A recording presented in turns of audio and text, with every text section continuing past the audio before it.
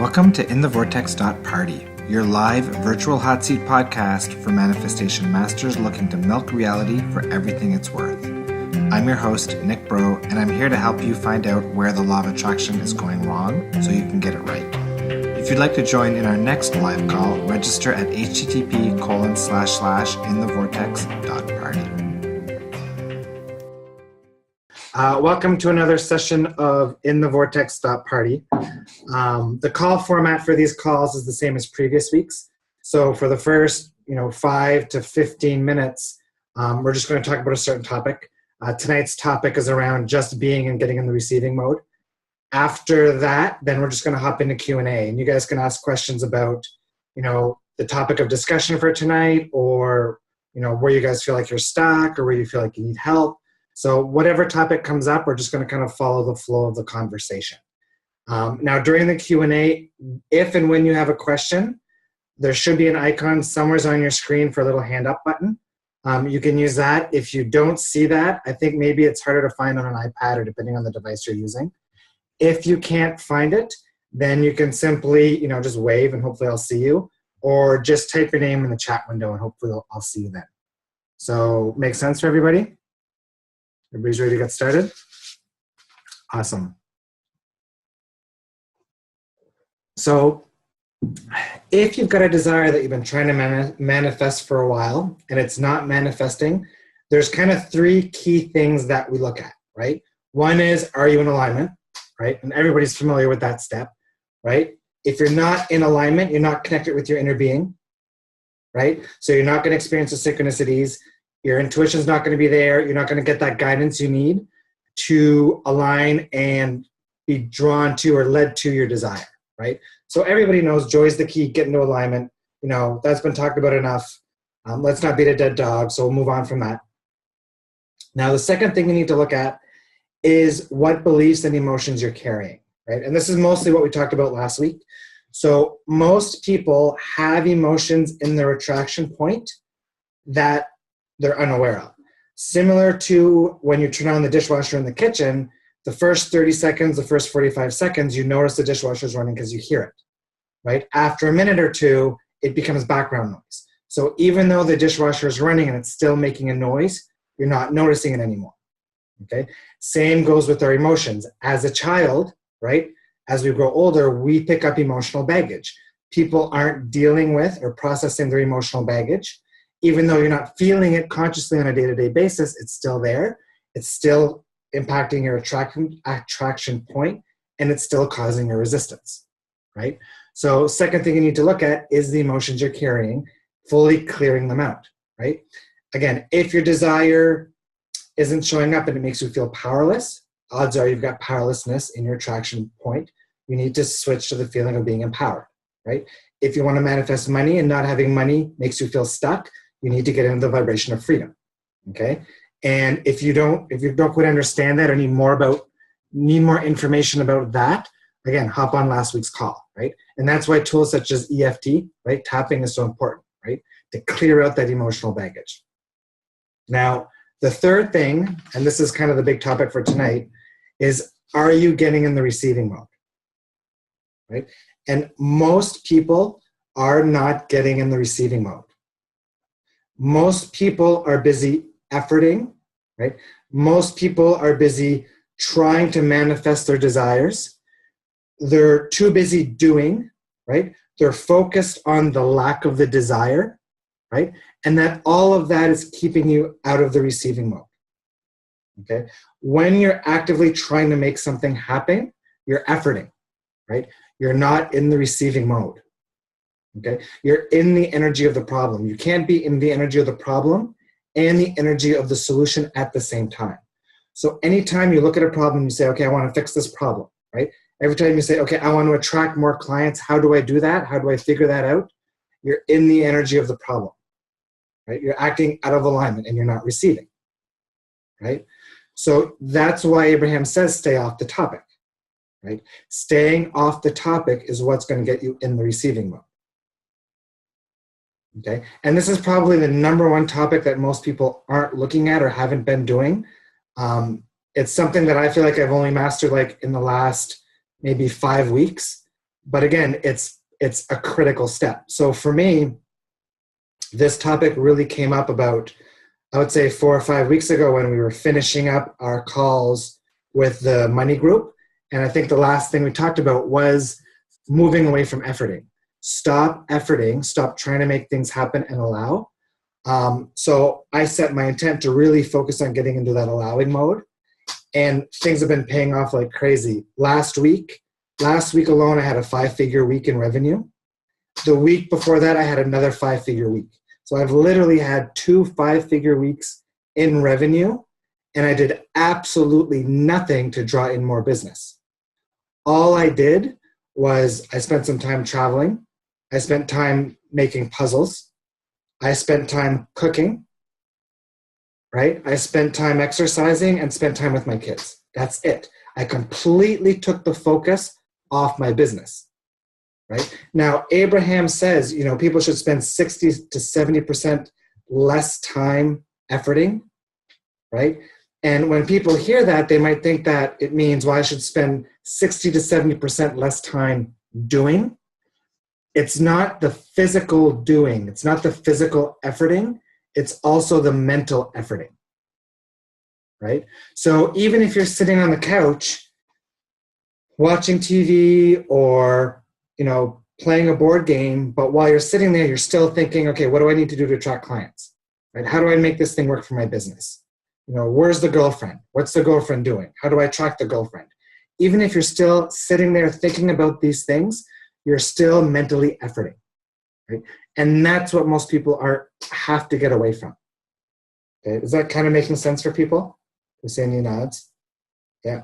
How many people here are trying to run a successful, whether it be a coaching business or business on their own, or you're an entrepreneur, and you spend 60, 70, 80% of your time thinking about your business, right? That's causing resistance. That's blocking you. You've got to get off the topic. So Abraham always talks about meditation, how important it is to meditate 15 minutes a day. So when you're meditating, if you're doing it right, you're completely blocking off the stream of thought, right?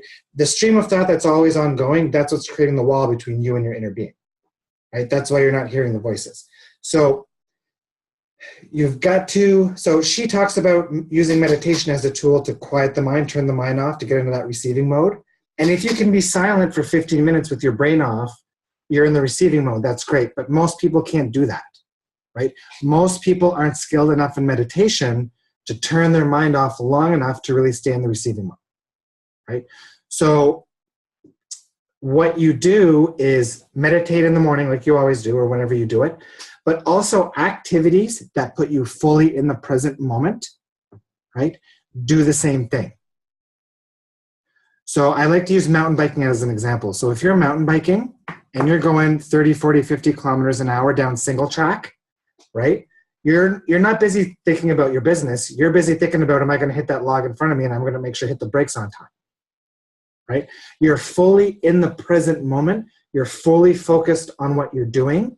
And that's same as being in that non-resistant meditative state, right? Now, I know a lot of the people on here probably don't mountain bike.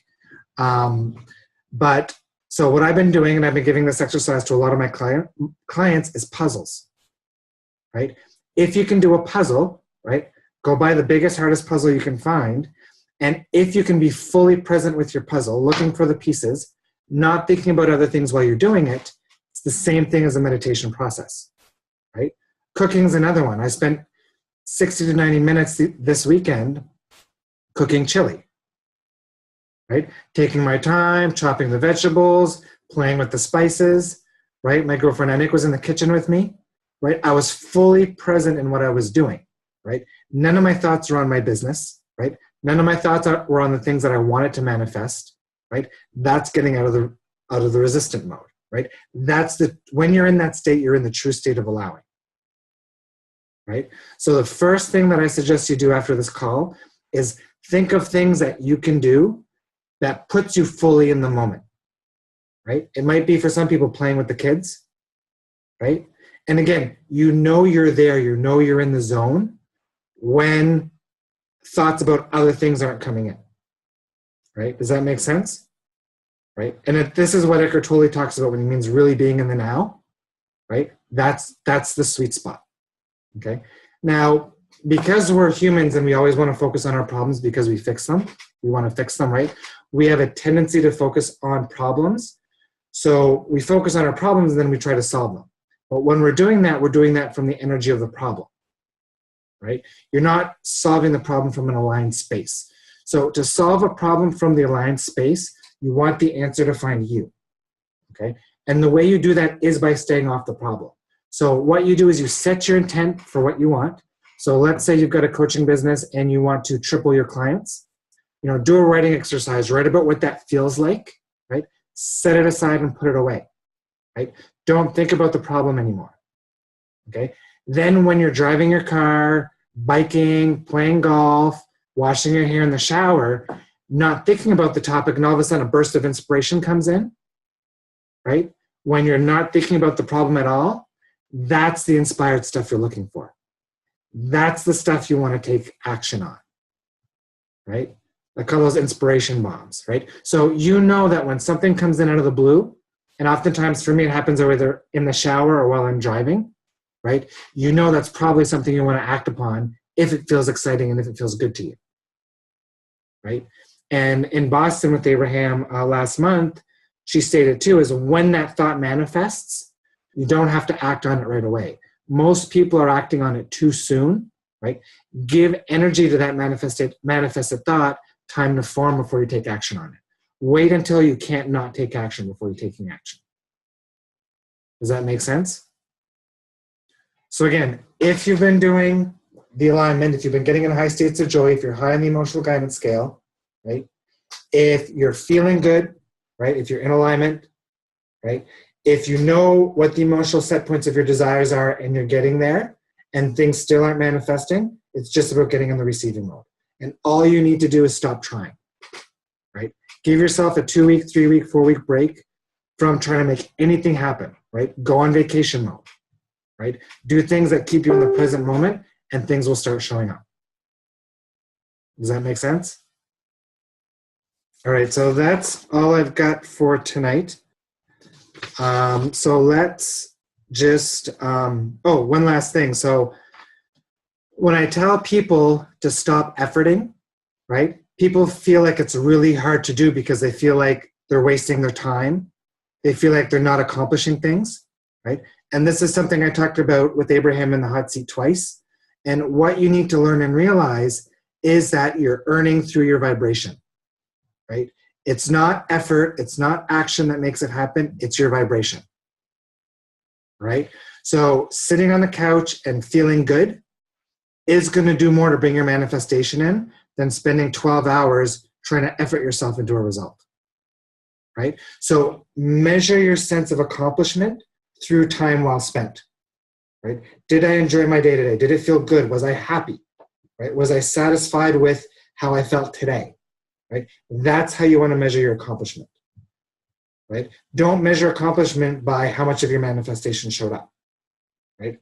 Measure your success through your level of joy. Right? Make sense? All right, so that's it for tonight. Let's hop into Q&A. So again, if you guys have any questions about what we just talked about, questions about things from last week, if you feel stuck anywhere, whatever comes to mind, just click the hand button or just type a little hello in the chat window and we'll hop into questions. Again, keep your microphones muted unless I unmute it for you to answer the question. So Carolyn, you go ahead. I saw your hand up first. Okay, my question is pretty basic. How should we, so if we've already gotten past the point of basically not focusing on what we don't want as best as we can, yeah, how should we approach what is in the receiving mode? Sorry, say that again. It cut out a little bit for me. How should we approach what is in the receiving mode? So how to approach what is in terms of like discomfort in the what is?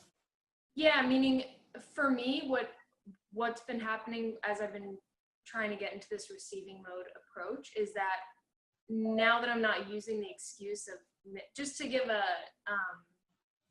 idea to everyone, I was doing really, really well. And then I hit the point of trying really hard to test because I got so obsessed with it. And then I started to feel bad. So I was forced to kind of dip into the receiving mode. But because I'm not used to it, I'm having this kind of challenge balancing how to focus on what is without going back to kind of that old way of being, which is only focusing on what is. Yeah. So you make a good point there, because a lot of people are trying to effort their manifestations, right? So like if something's not showing up and you're thinking, okay, what am I doing wrong? What do I need to tweak? What am I not doing? Right? How do I change this? How do I make it show up? You're in the energy of the problem again, right? And you're noticing the lack of the desire. So that just puts you where you don't want to be, right? So for you, it's about looking at your current, you're faced with your current reality. It's going to be there in front of you. So it's about finding satisfaction in your current reality, right? Being okay with your current reality, right? Mm-hmm. When you do your appreciation journaling in your morning as part of your practice, writing about the aspects of your reality that feels good. Because at any place, wherever you're at in your reality, whether you're a billionaire, right, or somebody that's, on minimum wage, there's always better and there's always worse, mm-hmm. right? And sometimes once you do this work long enough and you start to realize the full potential of what's possible, you kind of get bummed out because of where you're at, mm-hmm. right? And that's when you kind of need to step back and go back to working on the gratitude and the appreciation for where you're at. Gotcha. Does that kind of help? No, it does help. I guess there's a part of me that, I think here's the part that needs the understanding. There's a part of me that feels like if I focus too much on what is, it'll, like, even like the aspects of what I'm doing to make money and whatever, somehow that'll bring more of that into my life. Are you efforting and you're focusing on what is, or you're trying to ignore the what is? I'm trying to ignore it. Okay. So how much time do you find you spend during your day noticing things that you're trying to ignore? A lot. And is it possible that in the trying to ignore things, you're actually noticing them? Yeah. So if I say, don't think about the purple cow, don't think about the purple cow, what just popped in your head? Right. I hear you. So I think the answer there is just simply stop trying. Just chill out. Chill out. I think I've heard somebody say that a few times before. Okay, thank you. That helps a lot. Yeah, good question. Cool. Okay. Barb, let's see next hand there. Thanks. I have a quick question. I'm in a bit of a transition period still with my full-time employment, and it's a period of indecision. It expired at the end of October, and there's been no decision. One of the things that I do, as you know, I do heart math, and when I'm practicing, I truly feel like when I'm in coherence that it is in that higher vibration state. Absolutely. When you're doing heart math, if you're doing it properly, you should be shifting your consciousness from your head down to your heart. Yep. Right? And this is where you're in the receiving mode. And that's what Abraham says too, is when you're here, that's when you're connected with your inner being. So I would practice probably 15 minutes a day. I'm not focusing on the uncertainty. I'm just allowing it to unfold. I guess I'm just, I'm wondering if there's anything I'm missing. No, just trust, right? Okay. Trust that it's unfolding in the most perfect way for you. One of my clients today was saying that she's got this role at work and she's been working 4 to 5 hours a week, and she set her intent to have full time, right? And now her boss asked her to transition to a full-time role, but the hours that are being filled in isn't work that she really wants to do, right? Mm-hmm. So that was a lesson in being clear about what you want. Mm-hmm. But second, I told her, okay, well, trust that these full-time hours could lead to something else, right? So when there's uncertainty, we have this tendency to want to focus on what could go wrong. Mm-hmm. But what I would do is I would do some as-if writing. Okay. As if, setting your intent for what you want and the desired outcome, and focus on being excited for the outcome that's on its way. So about probably 3 months ago, I actually wrote down what it is that I had, wanted to manifest, and so I've just kept that. It's on a piece of paper. It just sits on my desk, and every now and again I look and say, okay, yeah, that's materialized, and things are actually happening. So it's I'm not constantly reviewing it every day. It's just I've put it out there and then just let it sit. Now, one of the things that I'm challenged with is the puzzle, which it totally messes with my head because I am not patient, and I'm constantly doing 2 or 3 things at a time. So I guess I probably do need to buy the big puzzle.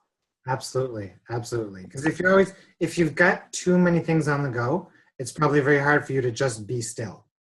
Mm-hmm. So yeah, see if you can find things to do. Definitely to slow down. Okay.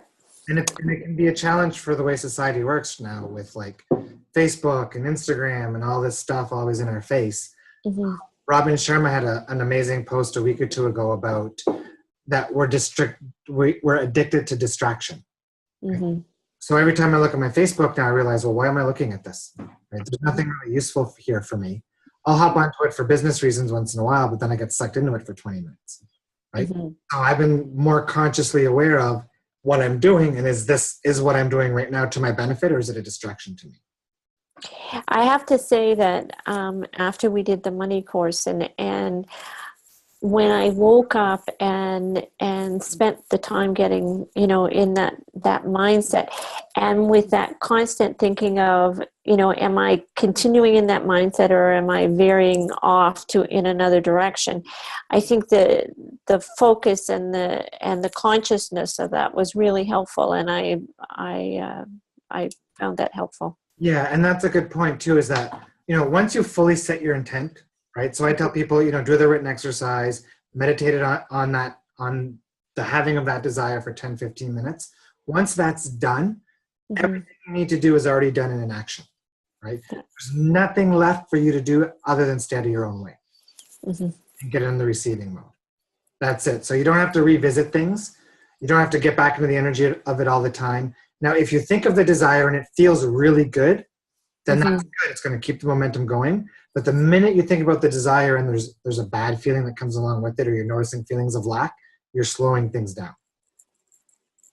Okay. Thank you. Yeah, you're welcome. All right. Any more questions? Hey, Mark, go ahead. Hi.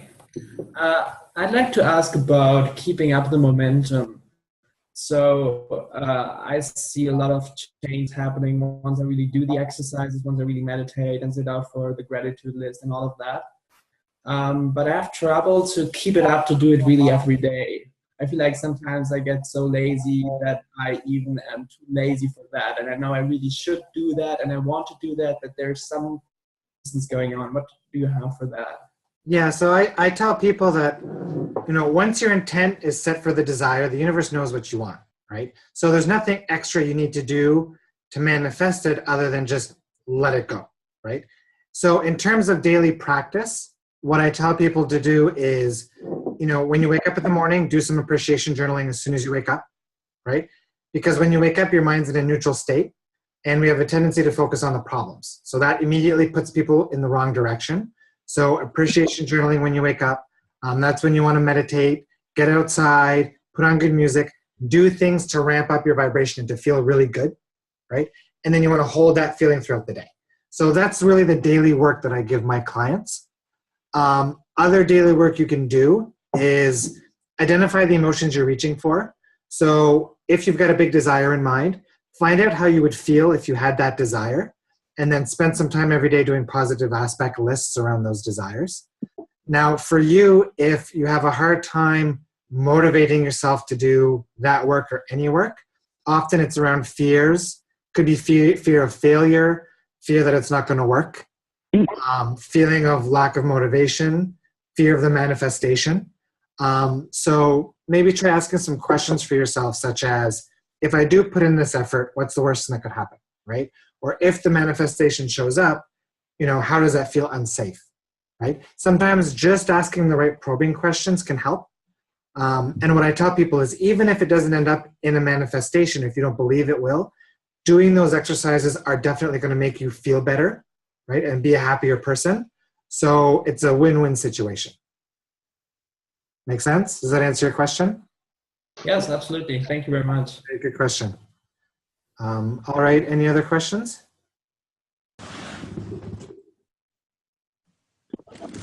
Any hands? No waves. You guys are quiet tonight.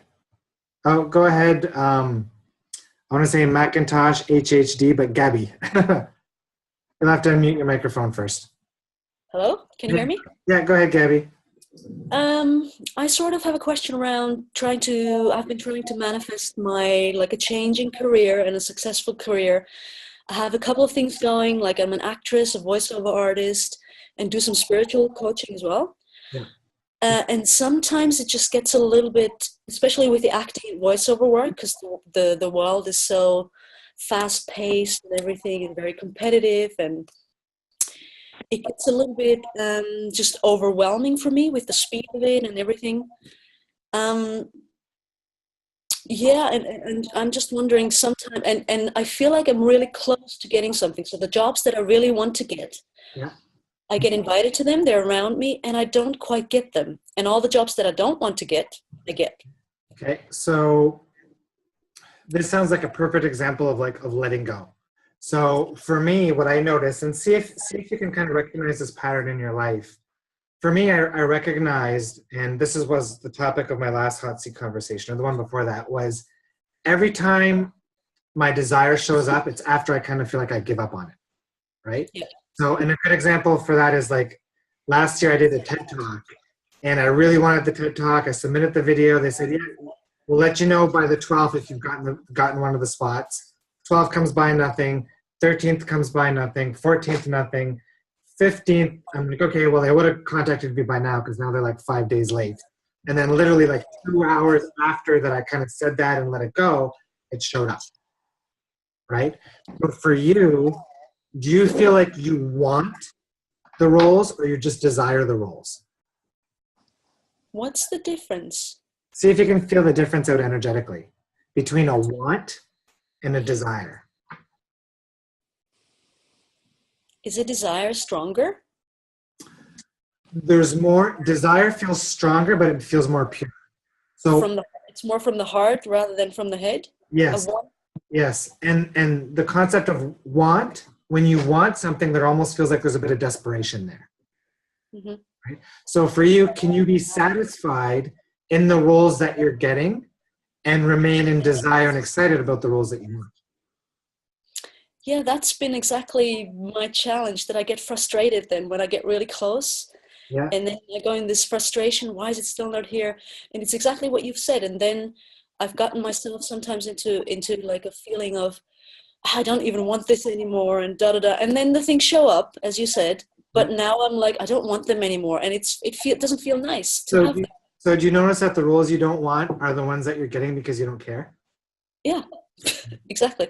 So if you could get to that same nonchalant place about those other roles that you really want, you would get those too. And do you find that once you know that you're a potential for one of those roles, do you think about it a lot?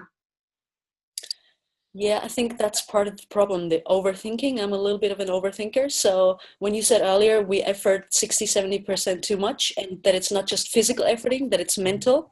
Exactly. I have a hard time switching off. So next time that you get a sense of the possibility for one of these roles that you really want, right? Do as little thinking about that role as you can. Mm-hmm. Right. So set your intent. Do an exercise where you're speaking as if on paper, as if you have the role. Right. Mm-hmm. Do that for 5-10 minutes. Put it aside and completely let it go. Don't let it come into your awareness at all if you can. Okay. Right. And that's probably also why I get overwhelmed sometimes with the work, with all the different things, because I just overthink them, and then it becomes a nonstop thing. And then absolutely. So this call is perfect for you because that's exactly what's keeping you out of the receiving end, right? Is the mind chatter, right? Do you know what I did today, actually? Say that again. After listening only today, Only this morning I listened to your last week's call, Yep. and then I got so inspired because the last week was like I don't know, I didn't have a day off, so I really felt like really drained this morning. I thought, no, I'm not going to do anything. And then I listened to your video where you said no efforting and give yourself some time to, if you're not feeling it. And I did that for a day this morning, not doing anything. And even though I thought, okay, I have to do this, I should be doing that, and felt a little bit guilty and bad. Yeah. But I decided no, because I feel drained and I don't want to. Yeah. And then I just listened to some of your videos, did some other stuff. And then all of a sudden things, without me having to do anything, Yeah. I got a call for a reading. I got another message for a second reading this weekend. A job offer came to me, which I can't even do because I'm already doing something else. But 3 things came on a day when I didn't do anything, when I just relaxed. And it's not that you didn't do anything. What Yeah. you did is you got in the receiving mode, right? You focused on the way you felt in your vibration and you chilled out. Yeah. Yeah. I know. So very good. So now you know what to do. Now you just got to put it into practice. just relax. More of what you did today. More fun. Exactly. It's true. That's what I've been feeling, that like the fun has gone in my life because I've tried so hard to kind of make something happen and it doesn't happen. And then it's like, well. Absolutely. Bang on. Okay. Awesome. Very good. Thank you. Anytime. Anybody else? Any more questions? Looking around, no? Oh, there's a hand. Go ahead, Julianne. It's not really a question. It's just more kind of, I suppose, a reflection. Sure. 'Cause I was doing the writing about feeling powerful, and there hasn't really been any change financially, but I basically ended up doing this hair test, which kind of it shows you what you're intolerant to, like what food intolerances you have and things like that. And so I came off all the foods that I was intolerant to, and I started to take, like, it tells you what vitamins you're low in and stuff like that as well, and started to take the vitamins as well. And then I suddenly realized that actually, and then I was just feeling like I just am feeling like amazing, and just feeling like so much better in my body and so much more powerful. And then I suddenly realized, I was like, oh my God, I've been writing about feeling powerful, and like now actually my physical body has started to, come into line with that. And so what happened is you did the power exercises, right? What we talked about in the last calls or whatever. mm-hmm. Got back into the vibration of being empowered, and then you had the inspiration to get that hair test done, right? Yeah. Either you got the inspiration or something came in the mail and you're like, oh, what's this? Oh, maybe I'll give that a try. Mm-hmm. Right? And then everything else went from there. Oh. Well, I mean, actually, I had already sent it off because it's a cup, like, she's got a big waiting list and stuff. But it was just really funny because it just corresponded so closely, like, to what I was writing about and how I was feeling.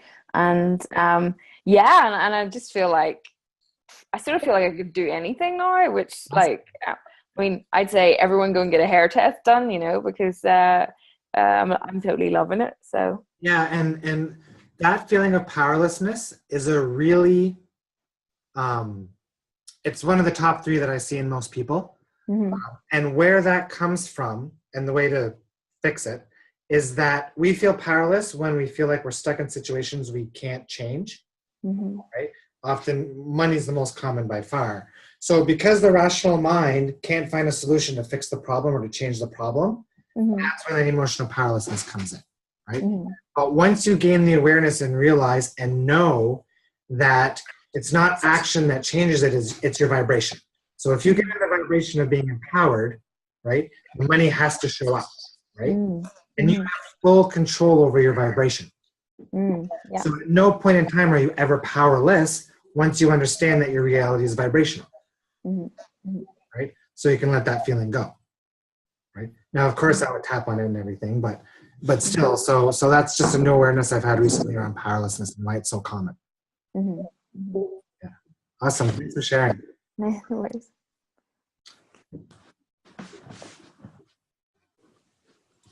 Hey, go ahead, Miss Sanusi. Oh, you're gonna have to unmute your microphone first, though. Can you hear me now? There you go. Okay, great.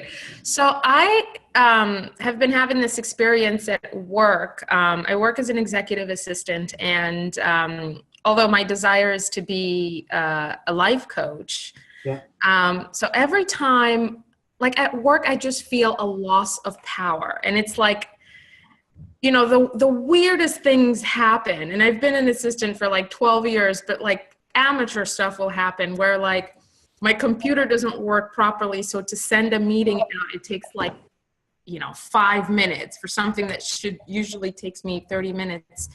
Not 30 minutes, 30 seconds. Yeah. So I don't know how to quite shift out of that, but I it's like I totally feel disempowered at work.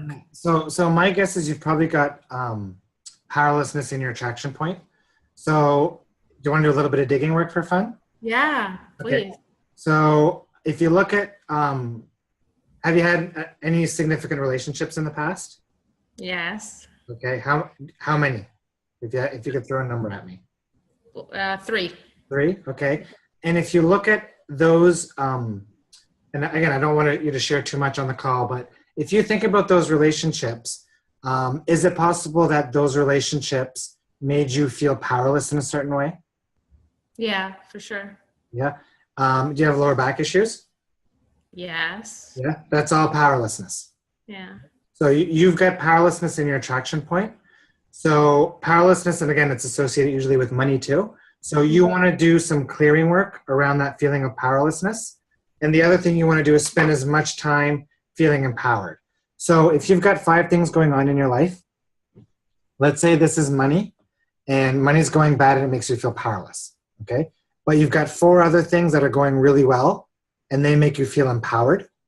So can you think of anything in your life that does make you feel empowered? Coaching does. Okay, so you help when I volunteer, it makes me feel, Okay, so you've got things that make you feel empowered, and maybe you have the work situation that's making you feel powerless, right? Mm-hmm. And what happens is, as humans, we're always focusing on the problems, right? So even though you've got 4 things going well, this is the guy you're focusing on, right? And because you're focusing on this guy, it's making you feel disempowered and powerless, right? So the situation's not changing. If you could shift all your focus to these guys, which feel good and make you feel empowered, this situation will fix itself. Mm. So what you should start doing is spend 10 to 15 minutes a day doing positive aspect lists around feelings and things that do make you feel powerful and empowered. Okay. Does that make sense? Yeah, it does. And usually I would do that in parallel to the clearing work. So if you have access to clearing tools, some tapping, stuff to clear out that feeling of powerlessness, then you'll shift that much quicker. But at a bare minimum, you can start doing that writing exercise. Okay. Does that make sense? Yes, it does. Yeah, and then remind yourself too that it's a vibrational shift that needs to happen. So even if your conscious mind doesn't see how you can make money show up or how to make the situations at work change, remind yourself that it's got nothing to do with you needing to take action to change it. All you need to do is shift your vibration, and you have full control over your vibration. Got it. Okay. And so what does it mean then when I have like shoulder issues? Shoulder is usually putting too much pressure on yourself. Okay. Are you like a perfectionist, or you feel like there's a lot of pressure on you? Yeah. Perfectionist, yeah. That's exactly where it comes from. Yeah. Okay. And oftentimes you see people with perfectionism often have powerlessness. Perfectionism is usually like a trained trait. So let's say as a child you grew up with a highly criticizing parent, right? Or a very judgmental parent. Oh yeah. Okay, so then what happens is you're putting all this pressure on yourself to try to please them, right? And because it's their behavioral problem, they can never be pleased. So then what happens is you feel powerless. Yeah. Right? So true. Yeah. Yeah. So the good news is now you're aware of that, right? And now it's a matter of learning that you don't need to put so much pressure on yourself, right? You're perfect the way you are, and you're doing a good job of what you're doing, and you just need to keep working on your vibration. Okay. Make sense? Yeah, thank you so much. Good questions. Andrea, go ahead. Well, not really well, I guess a question. Did we say last week that you do a little tapping this week? I can't remember. Not on this large group call. Oh, right. It had to be smaller, right? Because it can emotionally trigger people. But I'm going to see if I can schedule in a small group tapping session, maybe Monday or Tuesday or Wednesday of next week. And again, that can only be limited to 5 or 6 people, so I got to figure out how I'm going to work that out. But it's in the vortex. Excellent. So, okay, so now here is my question. So when it comes to things in my business, those things that I'm not quite comfortable with that aren't feeling so natural to me. So what am I talking about? You know, like in terms of creating content and, you know, writing and even doing videos. How do you suggest I come at it so I'm not coming from a place of efforting? Yeah. So if it feels like an effort, don't go there. Yeah, but that could be every day because it's like, you know, And I don't want to do it. And why? But Sorry. And why are you doing? Why do you feel like you need to do those things? why do I feel like I need to do those things? If it's not exciting you, why do you feel like you need to do it? Well, because my desire to have a really profitable business is Okay. big. Okay. And I don't know, maybe I know that part of it, I know I don't have to follow what people are saying, and that I've been working on my own, you know, I don't have to be posting X amount of times to lessen my resistance on that. But at the end of the day, Nick, I mean, if I want what I want, I have to get out of my own way. Okay. And if you're efforting into doing things you don't want to do from a vibrational standpoint. Well, I haven't been doing it because I feel like it would be efforting, but yeah. So I do desire to let go of my resistance to this because I'm holding on to this resistance that it's just not serving me, and I really would like to get rid of it. yeah. So my advice there is do it when you feel good. Okay. Example I've got is when I wrote my book. So for years and years and years, I have people telling me, Nick, you got to write a book. I had psychics telling me that they'd see me in front of huge crowds and books and all this stuff. And for years, I had this pressure on my shoulders that, oh, I need to write a book. And for a couple of years, I would try to write the book. I would try to effort it, and nothing, right? And then last January, I took all of December off. I was feeling super happy, super good, had the inspiration to sit down and write a small, ebook freebie. Figured, all right, maybe 5-10 page freebie, whatever. I start writing. 5 days later, literally 80-90% of the book was done. Right? Okay. The book flowed with absolute ease. Right? And it's because it was time for the book to be written. Right? And because it was in that vibrational alignment. And then after I had it off to the editor, had it back 4 weeks later, couldn't touch it for another 8 months. No matter how hard I tried, all I had to do was go back and do the edits. I could not get back to it, right? 8 months later, again, I gave up, right? Within the next 3 weeks, it was flowing again. It was done in another 4 weeks, right? During that 8-month time period, Wayne Dyer passed away. I did a lot of reflecting on his books. And when I came back to the edited manuscript, I came back with a whole new energy, right? Oh. And it really increased the value of the content of the book. That's what made the book amazing, right? Went back and added all the stories, and that's why so many people enjoyed the book, right? So it's part of that is about trusting in the process, trusting that it's going to happen when it's meant to happen, right? Doing it when you're in a place of alignment, right? And I mean, if you feel like you need to do that to get clients, it won't work. Right. It's not that it won't work, that maybe there's a better way for you to get clients, right? So in the last 2 weeks, I made multiple 5 figures in my coaching business, and I didn't do anything to attract any of those clients, right? I didn't post any videos. I didn't post any ads. it was all word of mouth, and it was all people finding my posts randomly on Reddit. There were a couple of really random people. So it was just from a pure state of allowing. So for you, if you can get into a high place of alignment and be open to receiving clients in whatever way the clients want to show up, and not trying to effort into a way of letting the clients come in, then just be open to receiving the inspiration. So either they'll just start showing up, right? Or you'll be in the shower and all of a sudden you'll get this idea. Oh, I get this inspiration to go for a coffee with my friend Paul today. I don't know why, but it's an inspiration, so I'm going to follow it. And then you might go see Paul, and Paul might be like, oh, you know what? I've got 3 friends who need your exact services. I'm going to put you in touch with them. Right? Does that make sense? Totally. Thank you, Nick. I see tons and tons and tons of coaches following the Brendan Bouchard model, right? The funnel, the marketing funnel, the opt-ins, all that stuff. And I'm positive it's not working for 9 out of 10 people, right? People are sick and tired of mailing lists. I noticed Gabby has a new website, Gabby Bernstein. She doesn't even have an opt-in on her front page anymore, right? So the marketing landscape, I think, is... Yeah, and that's funny because I was on, somebody was doing a Facebook Live today and talking about how the whole 3D model of marketing, we are ascending to the 5th dimension in terms of how things will be marketed. So this and that way, and the opt-in is part of that whole 3D model. Yeah, so my advice there is if doing the opt-in feels good, do the opt-in. But again, follow your flow, because your inner being, everybody's inner being is guiding them to what they want. So stop trying to do what our conscious mind is telling us to do and listen to what's going on in here. Oh, bless you, Nick. Awesome. Thank you. You're welcome. Go ahead, Miss Sanusi. Is it Sanusi? How do you say it?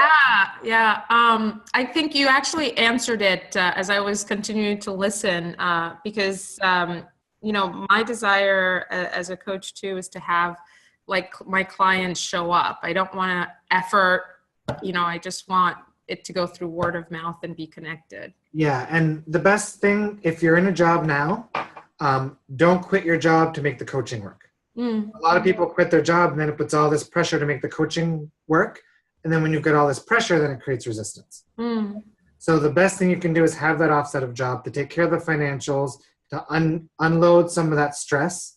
And then it takes pressure off on making your business work, which will help make it work. Awesome. Thank you. Yeah, you're welcome. Any other questions? Yeah, go ahead, Gabby. Oh, you can go ahead afterwards, Michelle. Unless someone else has a question, because I've already been. Something else to do with my work. I'm also trying to sort of establish myself more in my voiceover work. And for that, I'm now starting to work. The universe brought me this guy who's been a professional in his business for years and years. And he's a coach as well in the voiceover sort of world. So not a person to work with, but he's very particular. He's very perfectionist, which is what I am as well a little bit, but he's very picky about everything he's heard from me already. And immediately fear came up, and a few things he said about, well, if you're professional in commercial castings and stuff, you're a machine, and all these things that were like putting up this fear in me and resistance about maybe fear of failure or not feeling like I'm not going to be good enough, or that it's going to be so much work. He's also talking about when you work with him, he creates these folders and with really, really specific, everything has to be written down and really and it felt like, again, a little bit like, oh my God, so much effort and so much work, and am I going to be criticized for, I don't know. So can you acknowledge that there's other voiceover actors that are just as good as he is? Yeah. And that it's possible that some of those voiceover actors aren't as picky and aren't as finicky as he is? Yes, and the reason probably why he is the way he is because he grew up with a stammer, and he taught himself to overcome it. So he had to he said it took him 3 goes to actually get into agencies. So he had 3 missed. Yeah. So it's his own experience, I know. And for me, it sounds like he's a lot in the vibration of effort and struggle. And effort and struggle isn't what causes results. Right? So you don't need to jump into that energy in order to get the results you want. but I kind of feel like he would be a good person to work with for him to push me to work with him. Absolutely. So it doesn't mean that it's not good to work with him, right? Okay. So for you, if it feels good to work with him, work with him, but understand that his belief system has nothing to do with his vibration of success, right? Yeah. So his success came from his vibration, and his beliefs may have reinforced his vibration to get him where he got from a success standpoint, but his success had nothing to do with the quality of his voiceover, right? Mm-hmm. So you can still learn from him and just be detached from his judgmentalism and his criticism. Does that Okay. kind of make sense? Yeah, so the best way to work with him is also because he has a lot of ideas, because he has amazing experience, and he wants to also guide me in certain directions that I'm like, but maybe I don't want to even go there. Yeah. And some things he says make sense, because I feel like I have to maybe do, like for instance, he says that, and everyone says that, it's good to start with the way to get into these agencies, commercial work, narration, corporates, because agents are interested in making money. Yeah. My joy, though, and my forte is in voice acting, so animation, gaming, and that's where ultimately I want to go to. And he says that's fine, but the way in is first of all through the stuff that I might not want to do 100%, and for me that was again, but what if the law of attraction says you can have whatever you like? So why don't I go straight in? So do you have more faith in the law of attraction or what this guy's saying? Well, it's not just him, it's the whole business who says that, you see. And it's in a way, it's a wise thing, because it's where the money that I would be putting into him and into making reels would come back instantly and would actually pay. So it would give me... Yeah, so I mean, either path can work for you. So if you strongly believe in what they're saying, and then you follow that path, you can still get there, but it might involve a lot of efforting that you don't want to effort into. Does that make sense? Mm-hmm. With law of attraction, you can manifest whatever you want. When we were in Boston, the prior weekend, she told a story about a girl in Chicago who didn't have money to go to the seminar, and she found a $9,000 diamond in the park. And that gave her the finances to attend the seminar. Yeah. So most people would have told her, well, if you want to go to the seminar, you got to go get a job and you got to make some money and get paid to be able to afford to go. But vibrationally, she attracted another way in there, even though it was unconventional.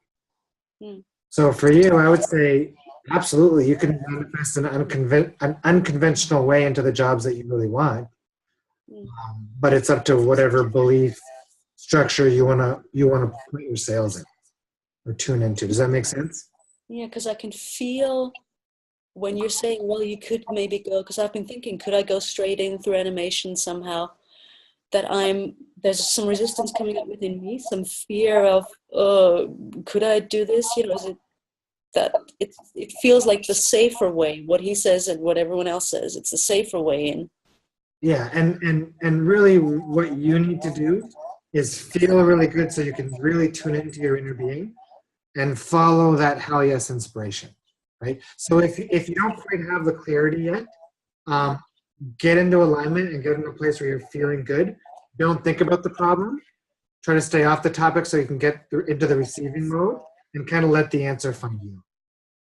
Okay. Does that make sense? Yeah, I think I sort of know what I'm going to do already, but it's just about that fear that sometimes comes up of where I'm kind of putting it off, kind of replying to him about when are we going to start working. And yeah, and if it's fears of not being good enough or something like that, then it's something you might want to tap out, right? Yeah. So it's about looking at the fear, trying to distinguish between, is this ego fear holding me back, or is it my inner being saying, well, this isn't quite the right direction right now for you? I think the fear is also of someone like him, which is a lot to do with agents as well, that I have a fear that they might be able to control me with just because they're experts and they've been in it longer, where I'm like, it's that, I think. Yeah, and that might be something to look at too, is the fear of being controlled. Mm. Yeah. Okay, good questions. Okay, thank you. Thanks, Nick. Good. Go ahead, Michelle.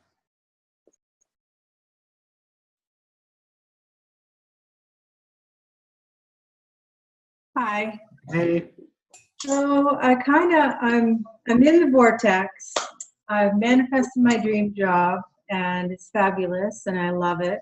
I'm Good. with my clientele, and it feels really positive, and I know that I'm on my path, and it's just going to continue. I can see that. Good. And I can see the expansion and everything. I'm meditating. I'm doing appreciation in the morning. You know, I got a puzzle. Good. I had like this 3-month gap between my old life and my new life. And financially, this gap has caused me, you know, distress. And I'm trying not to think about it. And I'm just trying to move forward. But I feel like it's dragging me down. So I don't know if it's a matter of just letting go, like you were saying to someone else, I forget who it was, about how when you're not thinking about it, but you really are thinking about it. So I Yeah, don't know if I'm doing that or, it's the whole like staying off the topic, right? yeah. And that's what Carolyn, the first girl who had a question tonight was relating to is how do you stop observing your current reality? Because a lot of people are observing the current reality of debt, and it just keeps them focused on the debt, right? So for you, what I would do is something like the placemat process. Have you ever heard of the placemat process? No. So basically, it's a process where Esther flipped a placemat over in a restaurant, and she had a whole bunch of stuff on her to-do list. And she's lined down the middle, and she said, okay, on the left side, I'm going to write down the things I'm going to take care of. And on the right side, I'm going to write the things that the universe is going to take care of for me, right? And make sure you put the money on the right side when you do it, right? So do that process. Maybe spend 10 or 15 minutes writing about speaking as if what it feels like now that the money's showed up. So if you could jump 6 months into the future and you've got all that money, spend 15 minutes writing what that feels like, talking about that. And then once you do those two exercises, try to completely stay off the topic. Okay. Do things to keep you fully present in your moment. And as a massage therapist, that should be easy for you, right? If you're massaging a client, you're probably so focused on your client that you're not busy thinking about money. It's absolutely not a problem when I'm at work. There you go. So that's good. There's nothing else. I'm just in my passion and there's nothing else. Awesome. So that's really good. So in my opinion, it's going to be easy for you to stay out of that resistant state. So you just got to find ways to keep yourself occupied in ways that feel good once you're out of work. I think it's a trust. I think it comes down to trust. When I look at that right side and you said universe and money, I'm like, oh yeah, how's that going to happen? So maybe, yeah, work on the trust stuff, right? Okay. Good question. Thanks, Nick. Yeah, no problem. Go ahead, Kira. Kyra or Kira.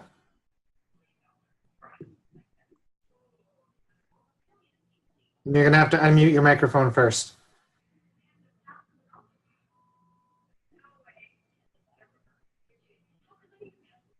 Did you hear Kira? 2 more seconds, no? Okay, Julianne, did I see you wave your hand? Yeah, it was actually just whenever Gabby was speaking, I just kind of wanted to say something. I was just wondering whether some of the reasons why she didn't want to go down the route of these different, you know, the way this guy had suggested was maybe because of preconceptions about the kind of people that are in those places or that do those types of things.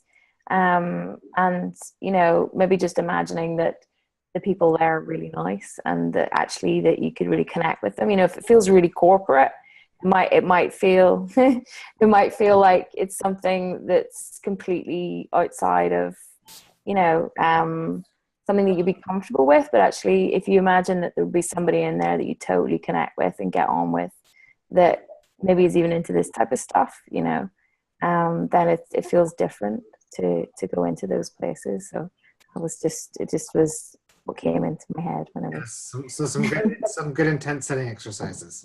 Yeah. Cool, thanks. Cool. Go ahead, Andrea. Okay, so you were talking about when it's us not trusting, and you were suggesting, you know, to do some trust work. So question is, do you have any type of exercises, processes geared specifically for that? Yeah, the hard part about trust is you need to experience it to believe it, right? So for me, my trust really kind of established itself. And for those of you who've read the book, this is in the book, but my trust really established itself about 3 months after I left my marriage. I was living in a cottage. I was by myself. I was only had my kids half the week. And even though leaving my marriage, I knew it was the right decision, I was still kind of at an all-time low.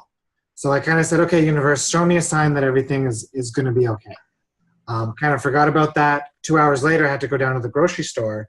And I always take the coastal route. I live along the ocean. And so I hop in the car, I start driving, then my intuition kicks in. It starts saying, take the highway. So take the highway, take the highway, take the highway. And I was like, well, I don't like the highway, but it's really persistent, so I'll hop on the highway. So I hop on the highway and I pull out and I merge and I look up and the license plate on the vehicle in front of me said, trust God, right? And what I had realized is that if the universe can create that fine-grained of an experience, who am I to doubt anything that I'm going through, right? So it was at that point where I really just let go and a lot of things started to shift. And it was a few months later that I met my current girlfriend, Anik. And for those of you who don't know, we both share the same name. So my name is Nick, her name is Anik. Both our parents call us Nick. When we met, we were both driving the same car, both Subaru Foresters. And a number of months after we started dating, we even found out that we had both left our marriages on the exact same day, right? And that happened, after I totally let go and began to trust, right? And again, so the theme for tonight is really stop efforting, let go, right? Trust. But again, trust is something that you almost just need to kind of let it happen, right? You have to find an exercise to help build that trust. Now you could do the exercises in E squared or something like that to help show you that the universe is responding to things. But in terms of an actual trust exercise, I think all you could really do is look at your past experiences and see how things have always kind of worked out for you. Okay. Awesome, Nick. Thank you. Awesome. You're welcome. Thank you. All right. So it's almost time to wrap up. Maybe one or two last questions if anybody has any. Oh, Kira, go ahead. I see. Hi, can you hear me? Yeah.